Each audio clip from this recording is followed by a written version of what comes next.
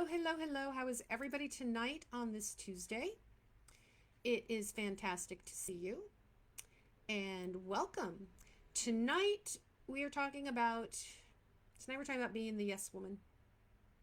How are you a yes woman? Do you acknowledge being a yes woman? Do you even want to admit to being a yes woman? Most of us don't. And if we have even a little bit of these yes women tendencies in us, how do we manage that? How do we manage that in a way that helps us show up at work as leaders without showing up as, I don't know, being bossy or aggressive or uncooperative or not a team player, right? We have all these arguments in our head for why we constantly say yes, why we agree to do all of the things. So tonight we're going to talk about that. We're going to talk about the whole are you a yes woman and holding boundaries. But I actually want to start by sharing something else with you, something related with you, but something a little different. Earlier today, um, a friend of mine, I belong to a little group, a small group of women who are also coaches, and we use our group chat and our group time together to support each other and offer ideas and advice and brainstorm, and we support each other not just through our coaching practice but also through diet and exercise and parenting, like all those things.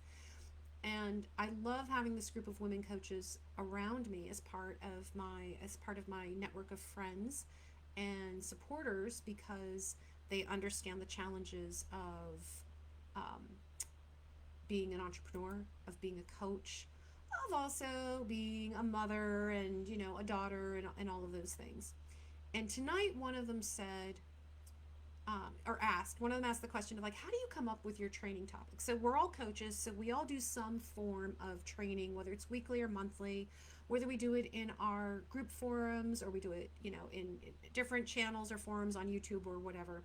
But we all do some version of training. And so she was asking, how do you come up with these topics? And so I was thinking about that.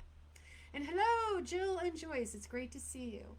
So I know I sound like I'm going to take you on a little bit of a tangent, and I am, but it's related, and there's a reason. It's that there's a message tied to this that I want you to all take with you.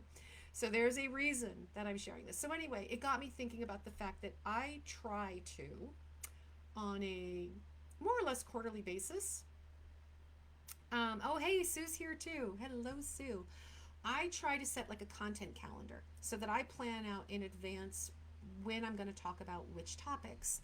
And so when I start planning for that week's training topic, I look at what's on my content calendar. Okay, that's what I planned. And depending on, what's happening and my mood and all of that, I'd say for the most part I stick with content calendar, but I will adjust it if something came up that just was really gripping me that week, or if somebody in the group has asked a question, or one of my clients has asked a question. I'm like, oh, this is a really good rabbit hole to go down. So I might adjust it that way. It turns out that for tonight, I had boundaries on the calendar. So we're in December, which means I put this content calendar together probably in end of August, early September. I usually try to do it a few months in advance. I plan out. And I looked at it earlier this week or last week, and went, oh, boundaries. Boundaries is always a good topic. And for those of you guys who have been with me for a while, I cover boundaries a lot. Like, I do it frequently. And I cover it frequently because boundaries are hard. They're hard. And I'm going to share with you a little story about just how hard they are. But boundaries are hard. So tonight's focus for the training I'm going to go into momentarily is around boundaries at work and navigating boundaries in the office so that we use our boundaries to help us advance our careers. And there's a reason this works and this helps, and so it's a reason why it's very important. But here's the thing. I had a lesson myself in boundaries just in the last 24 hours, and it's been nagging me. And I think it's I don't know, serendipity or kismet, call it what you want. When this was already the focus, I was already working on some things I wanted to talk about with boundaries. I honestly, before yesterday, I had my training notes and everything set. And then something happened yesterday that just reinforced the message. Two messages. One, boundaries are critical. I'm trying to think of an even bigger word than critical. Boundaries determine the quality of your life and your relationships. And I'm not overstating that. The boundaries you claim and hold determine the quality of your life and of your relationships. That's one thing I want you to take away from tonight. Second thing I want you to take away tonight. You will mess up. You will. I did. You will mess up, and that's okay. The practice of setting and holding our boundaries is a practice. The practice of navigating our boundaries and other people's boundaries is a practice. And especially if you're coming from the history of being a recovering yes woman, then you're breaking down old patterns. You're breaking down old habits, which means you're going to get really good at identifying what boundaries are important. And then you're going to get the script down. You're going to know exactly what you're going to say, how you're going to say it. You're going to get comfortable with that. You're going to start setting those boundaries. You're going to feel really good. You're going to set those boundaries, hold them, and then one day you're going to slip. And then you're going to beat yourself up. And then hopefully quickly, but who knows how long you beat yourself up for, you get back on the horse and you reset your boundaries and you recommit to those standards. And then you get good at it and it feels good and you keep going, and then you're probably going to have another slip. It's a practice. When we are recovering from anything, you know, recovering yes woman, recovering anything, recovery is not a straight line. It's a we learn, we go, we practice, we fall down. We learn, we go, we practice, we fall down. It's how we're human. It's how we are. So the story I want to share around this, just to put some context a little bit around this, even though what I'm going to tell you is personal and not career related, I promise you it's all connected. And hello, I see Jackie and Sarah have joined us. Welcome, guys. Good to have you here. You're in time for my personal downfall. So here's what happened. Yesterday morning, I got a text from my former husband. Now, my ex-husband and I are not on terrible terms or anything. I mean, we're on civil. I would say civil. We're on civil terms. Maybe not quite friendly, but civil terms. We don't fight anymore. We don't have those conversations. In fact, I avoid all conversations I can with him. That's really where I am with it. Unless I have to, and if I have to, then we're civil. So it works. He texted me yesterday because he wanted to know if my middle son was coming home. My middle son lives across the country from me. If he was coming home to celebrate his birthday, because his birthday is this week, or if he could have his address to send him a birthday card. And I didn't really think twice, and I should have. And I responded with, he's not coming home, here's his address. And then I went, that address was not mine to share. My son had decided years ago that he had a boundary with his father, and that boundary was no contact. And I know this. I know this. And yet, in that moment yesterday, where I was asked to cross a boundary, and it wasn't even my boundary, except it was, because my boundary should be honoring the boundaries of my children. I fell into an old pattern. That old pattern stems from 22 years of being married to this man and those old habits. Now, I sit here tonight and say, I can give you all the excuses in the world of why I did that. I felt sorry for him. It was my son's birthday after all. He just wanted to send a card. It's just a card. What's it going to hurt? I can give you all the excuses in the world, but I know better. I know better. I know what happened was I got that text. It triggered me, sent me into an old pattern, and that old pattern has two facets to it. Facet one is,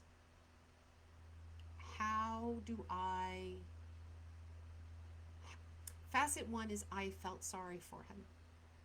I feel sorry for him. How can I make it better? How can I fix this? And facet two is Avoid uncomfortable conversations. Now, I have known for years, that this has been my problem with that man.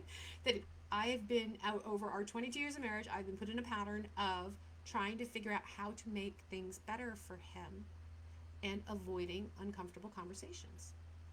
And for the last few years in particular, we've been divorced now for, I think, 8 years, something like that. But the last few years in particular, I've been very aware of my avoidant tendencies. And so it has been my mission to work on myself and be present for what are often difficult conversations or uncomfortable conversations. They don't have to be difficult, they just be uncomfortable conversations. It's because I know I have a history of running away from those conversations, finding a way to not have to deal with them. And I would like to say that overall I've gotten better at it until yesterday morning. And the result was that in avoiding the uncomfortable conversation with my ex, where what I should have said was, that is not my information to share, right? That was the uncomfortable conversation I should have had. Instead, I pivoted myself right into the uncomfortable conversation of having to call my son to say, I'm sorry, I crossed your boundary and here's what I did. Which, trust me, I would have much preferred the other uncomfortable conversation, but because I was reactive, I fell out of the boundaries I had been holding with him for years. For years, I have been holding with him the boundary of, I am not the referee between you and your children anymore. You own that relationship. And in that one moment I'm triggered, I fell out of that boundary. I stepped into referee mode and was trying to figure out how to make it better, and I messed it up. So the reason I'm talking about that is because I think the one thing that's very important for us to remember, two things. The two things that are important for us to remember is that holding our boundaries dictates the quality of our relationship and our lives. That slip of mine yesterday cost me quality of my relationship with my son. I had to call him and tell him what I did.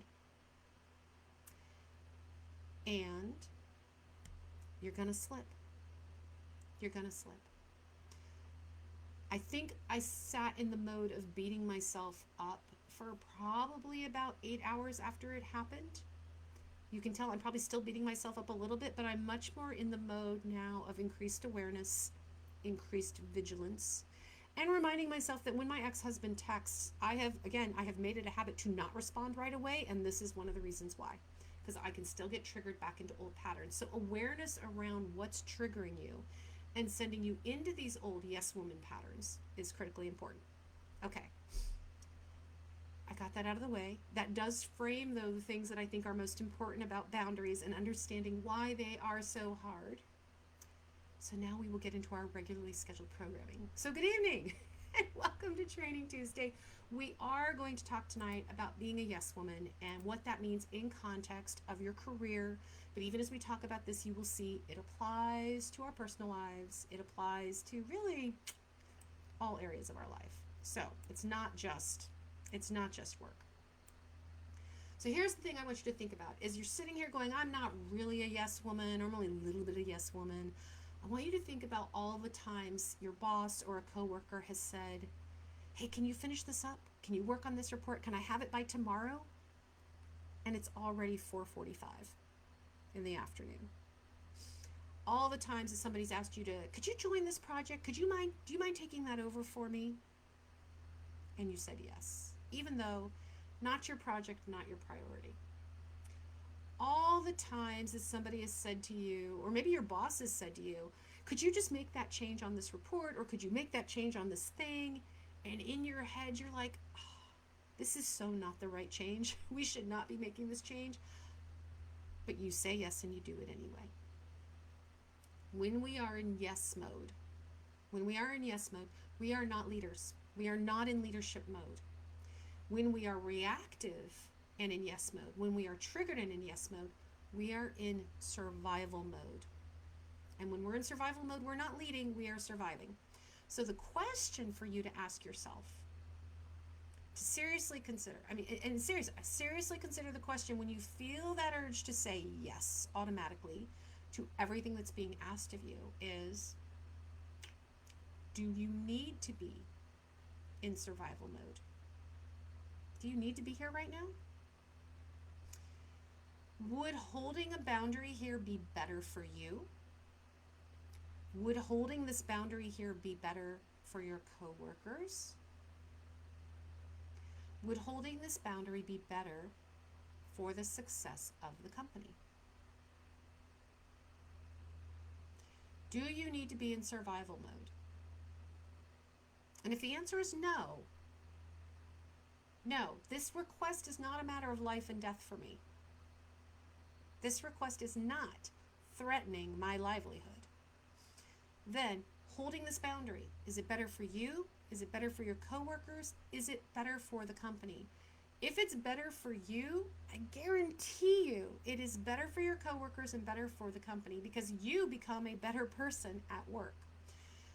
The answer to those questions won't always be yes, but if you start asking yourself those questions, the answer will be yes more often than it is today. You will start saying no to extra projects, extra overtime, extra work far more often. Now, for career women in particular, setting and holding boundaries can be hard due to a whole combination of influences. One of them is it's easier. We've been trained to say yes our whole lives. Whether we've been trained by our family, whether, like me, you've been trained in marriage, whether you've been, no matter what channel you've been trained through, most of us have some deep level of training that's saying yes. It's what makes us nice. It's what makes us appealing, a team player, a good person, supportive and caring and nurturing. And we bought into that. We bought into all those stories. And it's easier. Saying yes is easier than saying no. Saying yes is easier than having the difficult conversation. It's easier than being uncomfortable. Now, that is a pattern that may be ingrained. I'm sure it's not ingrained in just me. I think it's probably ingrained in a lot of us. I'm going to go through some of these expectations. I would love for you guys to tell me in the chat, first of all, if any part of my story, the personal one that I started with or what I'm diving into now, is resonating with you. If this sounds familiar about what it means when we're a yes woman, I would love to hear that. You don't have to share your own deep, dark secret story with me in the chat or with the group, but I would just love to hear if this is making sense. One of the reasons we fall into the yes woman pattern is because it is societal expectations. It is how we're trained, and that does spill over into the work environment, right? How many times are you in a meeting and there's only you and maybe one or two other women in the room, and you're the one asked to take notes? Or you're the one, when lunch is delivered by the caterer, who's up there helping unwrap the food and present it. Those are almost unspoken expectations that show up at work, and we feed into them just as much as our male coworkers do, but we do it because we worry about being perceived as uncooperative or too aggressive if we fight against that. And thank you, Jill, for validating me. I appreciate that. So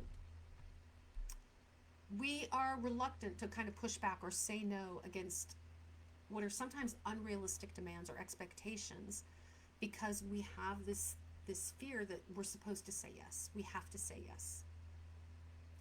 Now, the other reason is that in the work environment, we often have FOMO.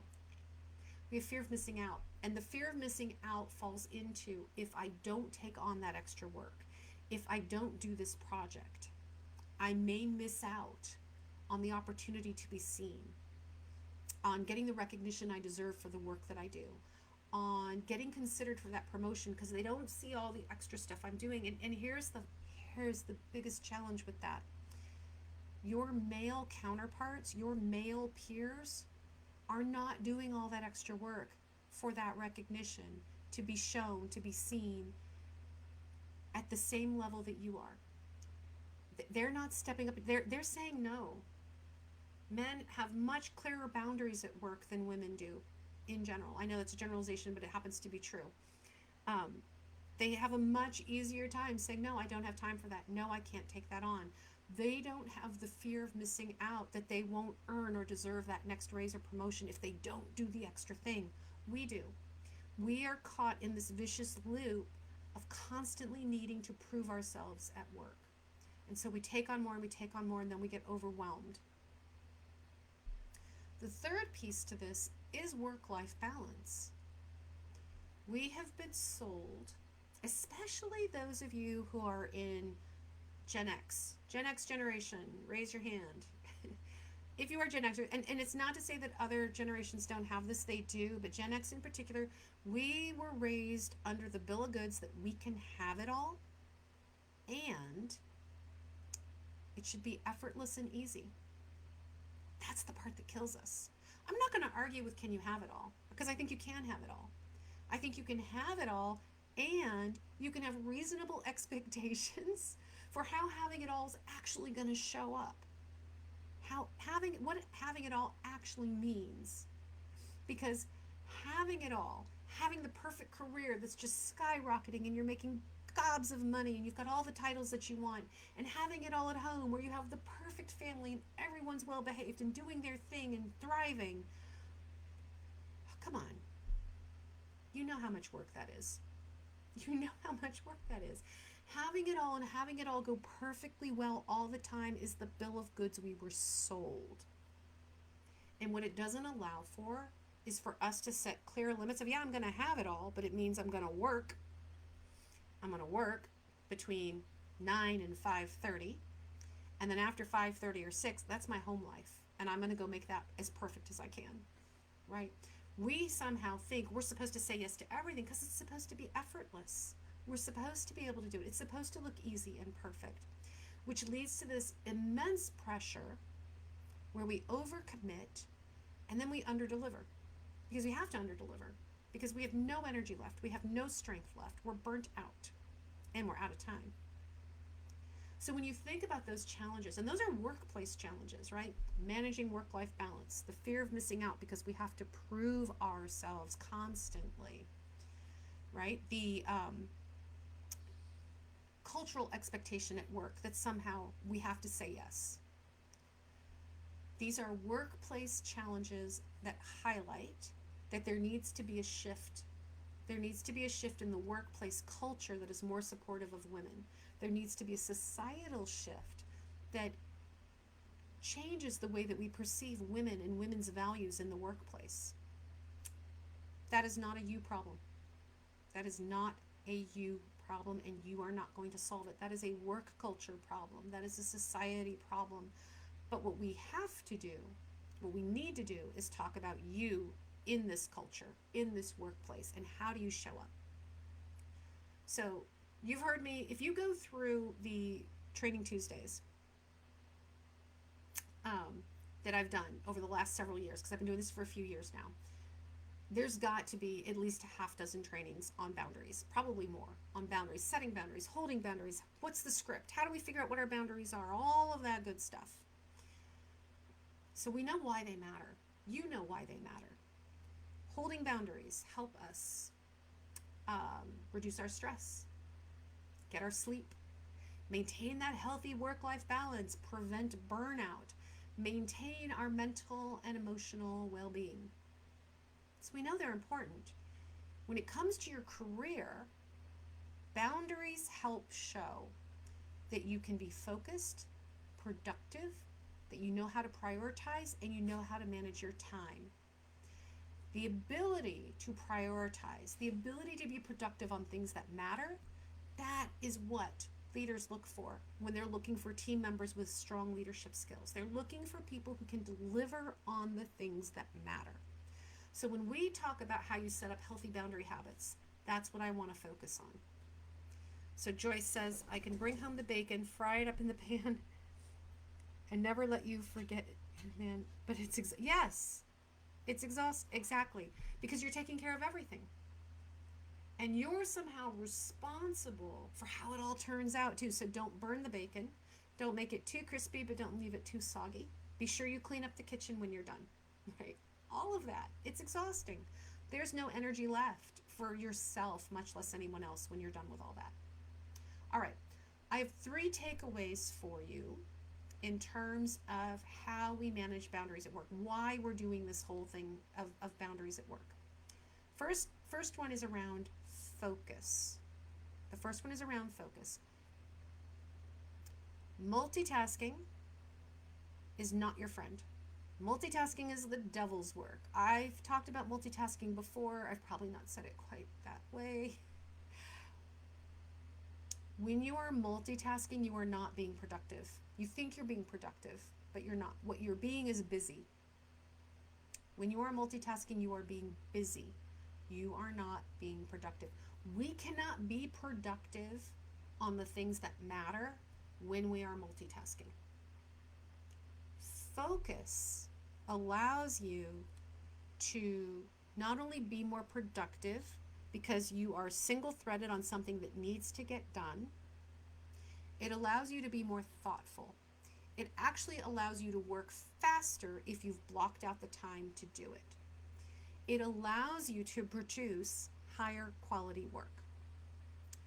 When you dedicate specific times for specific tasks, you are now creating an environment and a work schedule that is conducive to doing deep work, thoughtful work, for making a difference with the work that actually is a priority, the work that matters, that moves the needle on whether or not you're going to make an impact in the company, whether you're going to do the project that's going to help get you noticed and help get you promoted.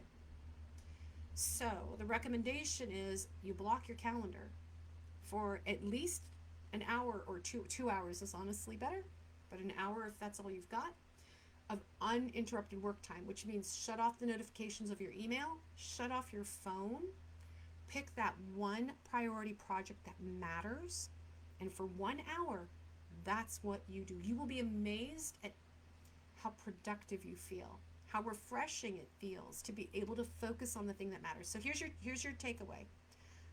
The focused approach not only improves the quality of your work, but also speeds up the process because your brain is not constantly interrupted by the phone ringing and the texting going off and the emails coming in.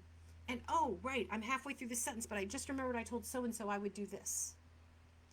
Your brain is able to focus, so you're not switching gears, which means you can work faster on the important task that's at hand. So time block.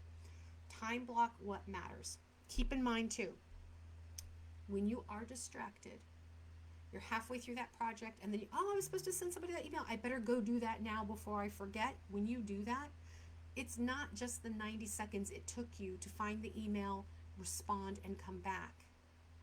It takes 17 minutes. 17 minutes for our brain to refocus. You've lost 20 minutes of productivity by doing that one thing instead of just staying where you were and staying focused. So takeaway one, the focused approach. It improves quality of work, also the speed of your work. Takeaway two, use time management. Your time is yours. That is the one thing you actually own and control. When you manage your time effectively, you accomplish a couple of things. One is you show other people, you demonstrate for other people what it means to hold those boundaries and what time management looks like. So if your time management boundary is I start work at 8 and I'm done, shut down, done for the day at 6. I don't work outside of those hours. You are setting the standard for what people can expect from you. You are setting the standard for how you are going to be treated, for how you are to be interacted with. These are my working hours. During these working hours, I am all yours. Outside of those working hours, I belong to my family. I belong to my dog. I belong to my yoga class. Like, I belong to all kinds of things outside of working hours. When you hold those boundaries, you are not only setting yourself up for clear and better work-life balance, you are setting up everyone else to know what to expect from you. You are also making it possible to manage your workload. Because when somebody comes to you at 4:30 in the afternoon and says, hey, I have this extra thing, I really need you to do this, could you do this for me right now? You can say, well, I am only here for the next 90 minutes and I have these 2 other priorities I have to address. So do you want me to do that and not do these 2 things? Or do you prefer I get these 2 things done? That negotiation tactic works with your boss. If it's a peer who wants help, it's I can't help you right now. These are my 2 priorities for right now. I have to do this. When you are managing your time effectively, you have a way of knowing what your workload is, how to manage that workload, and at the same time, you are teaching other people how and when to interact with you. You are setting standards and you are being responsible and accountable for what you can achieve in the time they're paying you for. And I know that when it comes to time management, a lot of people look at, well, I'm salaried. I'm salaried. So I don't get paid for overtime. The 40-hour work week doesn't count, and that is a lie. That is a lie we tell ourselves. Salary does mean you don't get paid extra hours for working 45 or 50 hours instead of 40. It does not mean, nowhere in any legal land does it mean you are obligated to work more than your contracted 40 hours. Unless you signed a contract that spells out that your work week is actually 45 hours for what you're getting paid or whatever that is. But 98% of you that are salaried, the salary encompasses a 40-hour work week. And yes, now and then you'll put in a 45, 50, or even a 60-hour work week if you choose. But you aren't getting paid for that. You do not owe that to the company. Effective time management shows with what level of respect you are going to be treated. You own that. So takeaway 2, effective time managers know that by accepting every request and every demand, you spread yourself too thin and you lead to subpar performance. If you are not effectively managing your time and managing your workload within that time, if you're going to get everything done, it's not going to get done well. All right, and takeaway 3, prioritize. Prioritization, clarity, know what matters. This is where you shine as a leader. This is what gets the attention of the executive team and anybody else who's responsible for your promotion. When you set boundaries around what you're prioritizing, remember I talked about that focus time? If you're doing focus time for 2 hours, 2 days a week, make sure one of those days is focused on that one project that's going to move the needle for you at work. That one project that's going to help you get to the next level. When you are productive around the priorities that matter, that is when management says, we have to pay attention to this person. She knows what's important. She is getting things done. All the busy work you're doing, the responding to emails, the helping so-and-so with this, the jumping on this side project, you might be getting recognized as being a very busy person at work and a very engaged person at work, but being busy doesn't make you a leader. It just makes you busy. Making a difference in something that is a priority to the company, that is a priority for your job function, that's what leaders do. They focus on the priorities. And here's the other piece to consider.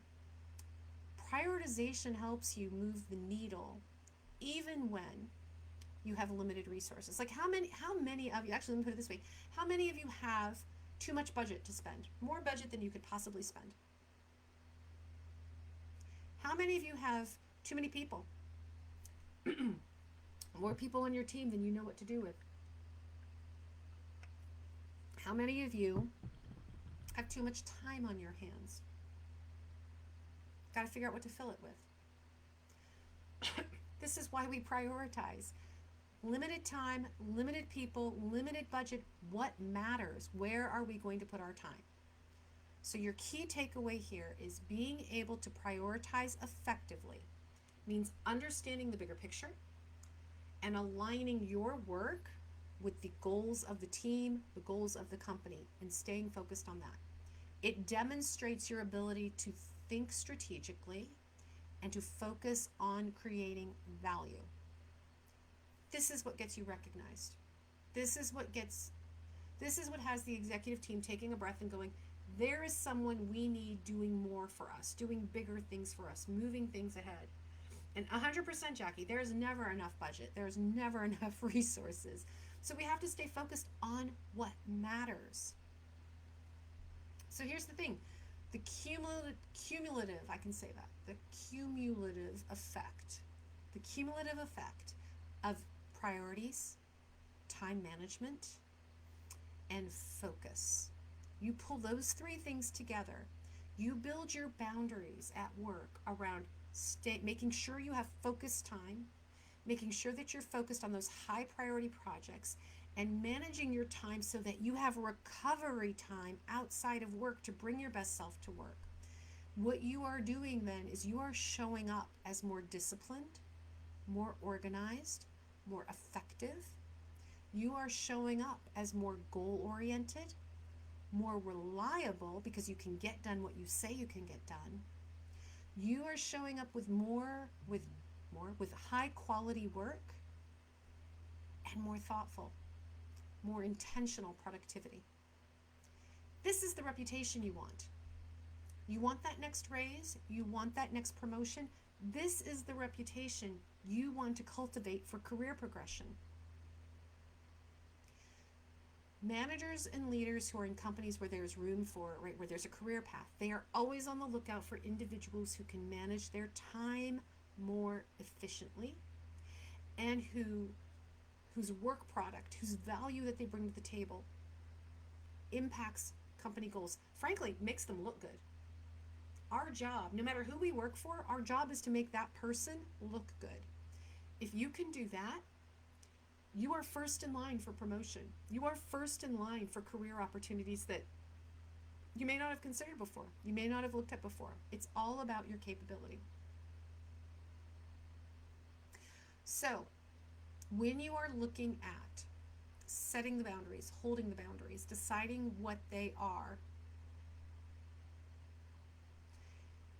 it pays to be thoughtful about what matters to you personally and then what matters to you professionally, and marry those two together, because that's how you're going to decide what your work hours are.